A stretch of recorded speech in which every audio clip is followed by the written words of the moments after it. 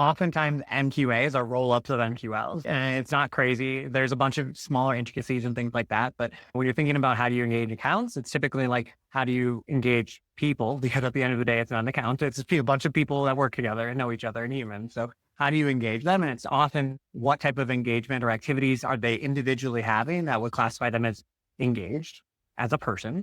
And then how many of those people are doing that number of activities at that account? And oftentimes then there's account information involved as well, which is the fit, the demographics, all that type of stuff. But oftentimes when it comes to an MQA, it's they've done X number of things in the past 90 days. Maybe that's a longer time frame for your finance function because they're not probably going on your website every day. And it's shorter for other functions. So there's changes in what like an MQL that would roll into an MQA could mean per function per your buying committee. But that's typically like the shift, I would say.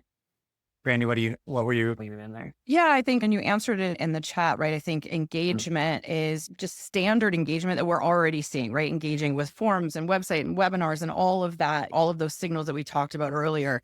Are they responsive? Are they actively somebody who is responding to the content that you're putting out there? I think the other thing, shifting from measuring MQLs, engaging across different roles, I think it's also what I was saying is making sure the completeness of that buying group is done, right? I think that is one of the big measurement points for me is, do we have everybody identified? And then are they engaged? I think that is the big point. It's not just sending emails to those people. Are they responding to them? Is the message resonating with them? I think that's another key point, is that your message needs to be the same. What is the value that you're trying to provide?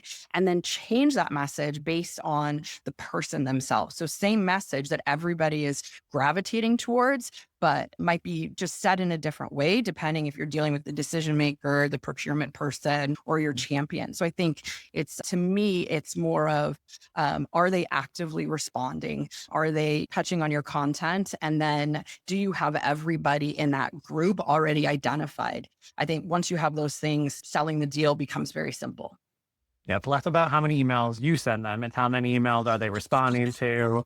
Did they create web activity off of it? Were there clicks that weren't bot clicks coming in? Like that's the stuff that drives up engagement scoring. Just be mindful if you just run an activities report, what type of activities you're pulling.